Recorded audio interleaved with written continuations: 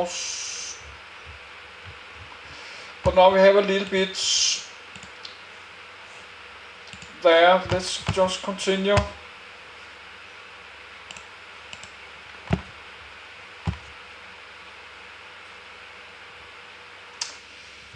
Gerimono, he's a famous Indian chief. To surrender in 1886. Read about him.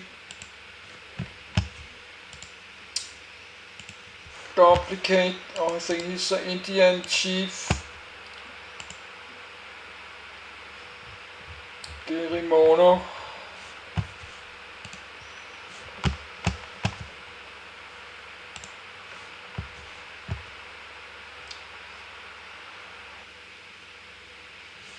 Red River War.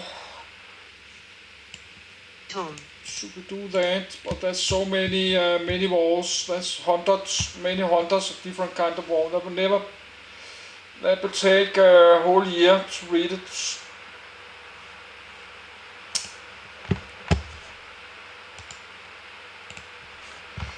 But now we have few. We have Red River War.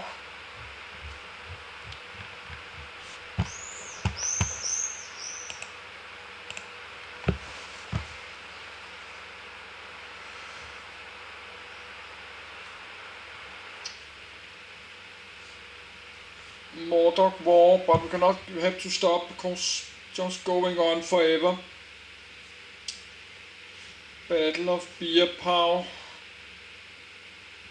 Great Sioux War. Tom. Was conducted by the Lakota under.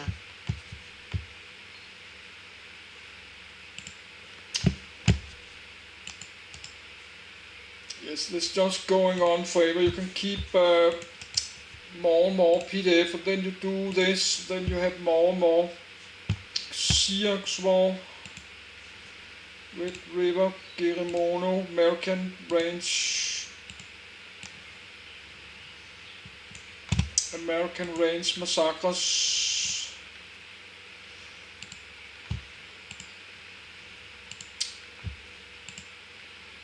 Snake River.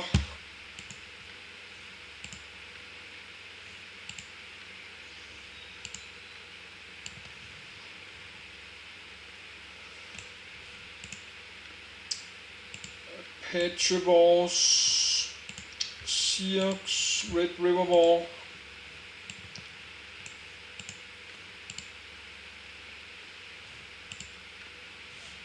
Yes, let's keep it there.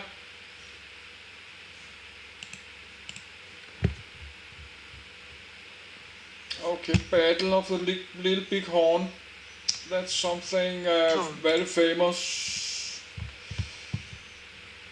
So, but we have to stop because I will end up have many thousand. I can never read it. Yes, I can do that, but that will take many years. Battle of Little Big Horn.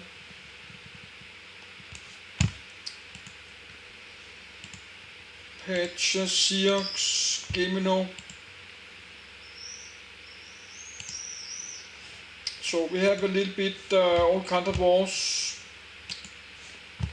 And per 100 there's 100 more, many hundred wars and places, but we have to go back in the future.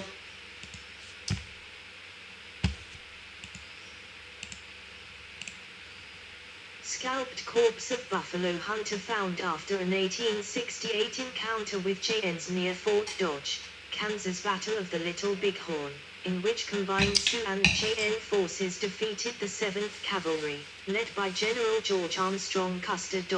199. The Ute War, fought by the Ute people against settlers in Utah and Colorado, led to 2 battles. The Meeker Massacre, which killed 11 native agents, and the Pinghook Massacre, which killed 13 armed ranchers and cowboys. 201. The Ute conflicts finally ended. After the events of the Posey War in 1923, which was fought against settlers and law enforcement. 202. The end of the major Indian Wars came at the Wounded Knee Massacre on the 29th of December, 1890, where the 7th Cavalry attempted to disarm a Sioux man and precipitated a massacre in which about 150 Sioux men, women, and children were killed.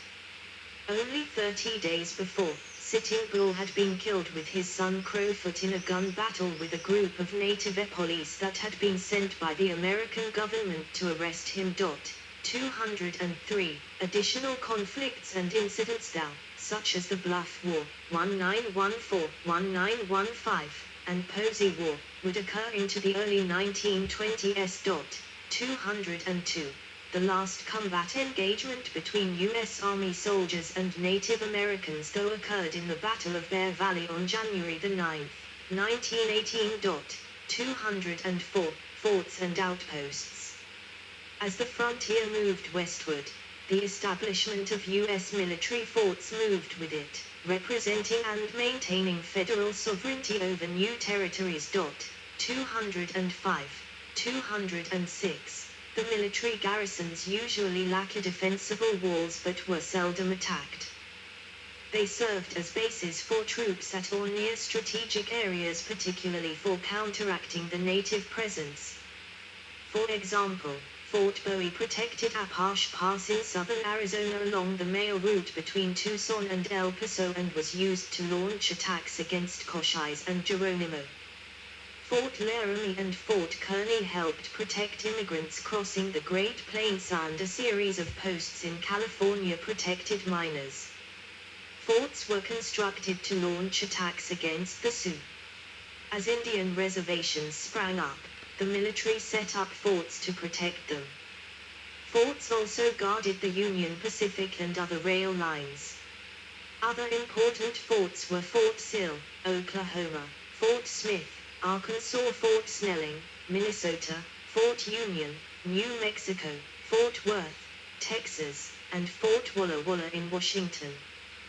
Fort Omaha, Nebraska, was home to the Department of the Platte, and was responsible for outfitting most western posts for more than 20 years after its founding in the late 1870s.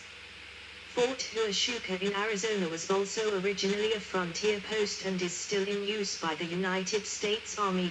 Indian reservations. Native American chiefs. 1865 settlers on their way overland to Oregon and California became targets of native threats. Robert L. Monkers reads 66 diaries of parties traveling the Oregon Trail between 1834 and 1860 to estimate the actual dangers they faced from native attacks in Nebraska and Wyoming. The vast majority of diarists reported no armed attacks at all. However, many did report harassment by natives who begged or demanded tolls, and stole horses and cattle. 207. Madsen reports that the Shoshone and Bannock tribes north and west of Utah were more aggressive toward wagon trains. 208. The federal government attempted to reduce tensions and create new tribal boundaries in the Great Plains with two new treaties in early 1850.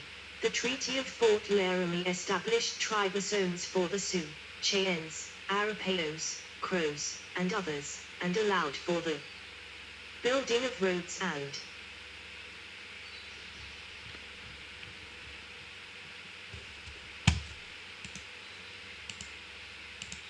posts across the tribal lands. A second treaty secured safe passage along the Santa Fe Trail for wagon trains. In return, the tribes would receive, for 10 years, annual compensation for damages caused by migrants. 209. The Kansas and Nebraska territories also became contentious areas as the federal government sought those lands for the future Transcontinental Railroad. In the far west, settlers began to occupy land in Oregon and California before the federal government secured title from the native tribes, causing considerable friction. In Utah, the Mormons also moved in before federal ownership was obtained. A new policy of establishing reservations came gradually into shape after the boundaries of the Indian Territory began to be ignored. In providing for Indian reservations, Congress and the Office of Indian Affairs hoped to detribalize Native Americans and prepare them for integration with the rest of American society. The ultimate incorporation into the great body of our citizen population. 210. This allowed for the development of dozens of riverfront towns along the Missouri River in the new Nebraska Territory, which was carved from the remainder of the Louisiana Purchase after the Kansas-Nebraska Act. Influential pioneer towns included Omaha, Nebraska City, and St. Joseph. American attitudes towards natives during this period ranged from malevolence, "the only good Indian is added Indian," to misdirected humanitarianism. Indians live in inferior societies and by assimilation into high society they can be redeemed, to somewhat realistic. Native Americans and settlers could coexist in separate but equal societies, dividing up the remaining western land. 211. Dealing with nomadic tribes complicated the reservation strategy, and decentralized tribal power made treaty making difficult among the Plains Indians. Conflicts erupted in the 1850s, resulting in various Indian wars. 212. In these times of conflict, natives become more stringent about white men entering their territory. Such as in the case of Oliver Loving, they would sometimes attack cowboys and their cattle if ever caught crossing in the borders of their land. 213. 214. They would also prey upon livestock if the food was scarce during hard times. However, the relationship between cowboys and Native Americans were more mutual than they are portrayed, and the former would occasionally pay a fine of 10 cents per cow for the latter to allow them to travel through their land. 215. Natives also preyed upon stagecoaches traveling in the frontier for its horses and valuables. 216. After the Civil War, as the volunteer armies disbanded, the regular Army cavalry regiments increased in number from 6 to 10, among them Custis U.S. 7th Cavalry Regiment of Little Bighorn fame, and the African-American U.S. 9th Cavalry Regiment and U.S. 10th Cavalry Regiment. The black units, along with others, both cavalry and infantry, collectively became known as the Buffalo Soldiers. According to Robert M. Utley, the Frontier Army was a conventional military force trying to control, by conventional military methods, a people that did not behave like conventional enemies and, indeed, quite often were not enemies at all. This is the most difficult of all military assignments, whether in Africa, Asia or the American West. 217. Social history. Democratic society. Westerners were proud of their leadership in the movement for democracy and equality, a major theme for Frederick Jackson Turner. The new states of Kentucky, Tennessee, Alabama, and Ohio were more democratic than the parent states back east in terms of politics and society. 218. The Western states were first to give women the right to vote. By 1900, the West, especially California and Oregon, led the progressive movement. Yes, there was a few more links. This one Tom. could be a good long PDF.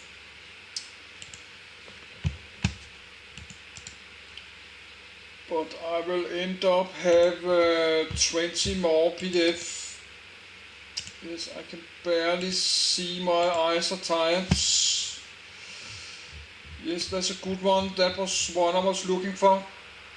Transcontinental railroads. That's an important one. And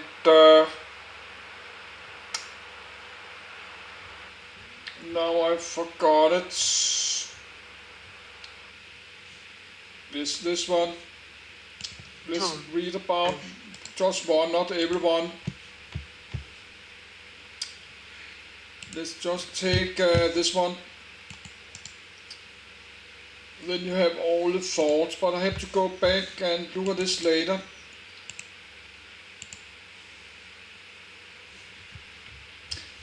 could read about this.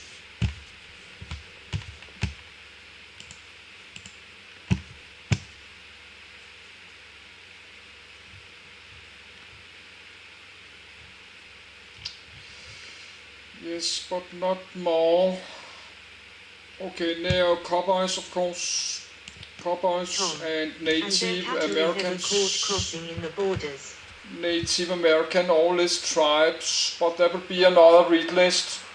I need to make a read list about all Native American Indian tribes. Is links in this American Revolutionary War was a link there, covers.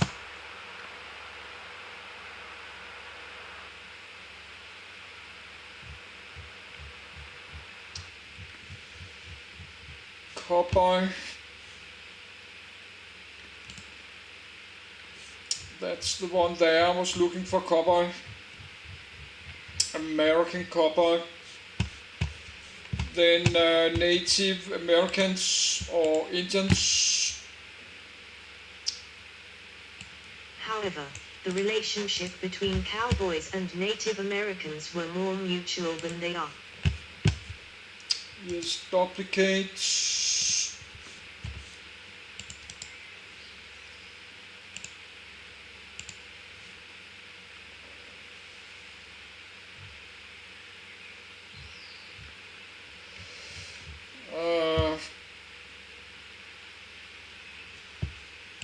No, Native Americans in United States.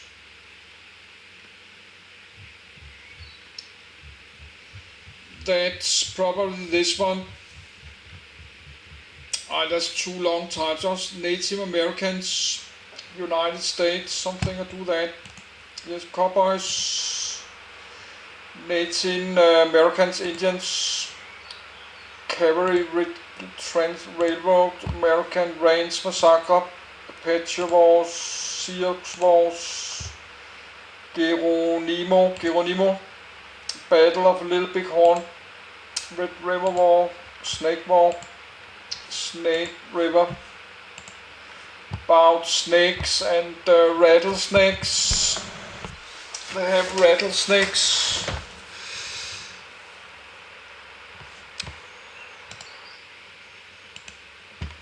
Let's try rattlesnake.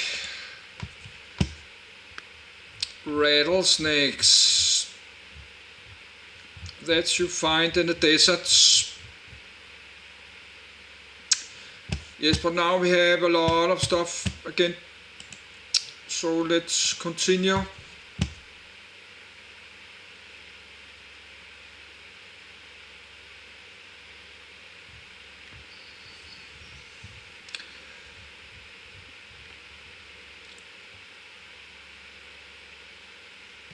Yes, let's just continue. As many pages, 70 goats, go to page 15. From 15 to 17 is reference. So we need 19 more pages. The awakening suffragists were as successful in the West. Their torch awakens the women struggling in the North and South in this cartoon by H.Y. Meyer in Puck, the 20th of February, 1915. Scholars have examined the social history of the West in search of American character. The history of Kansas, argued historian Carl L. Becker a century ago, reflects American ideals.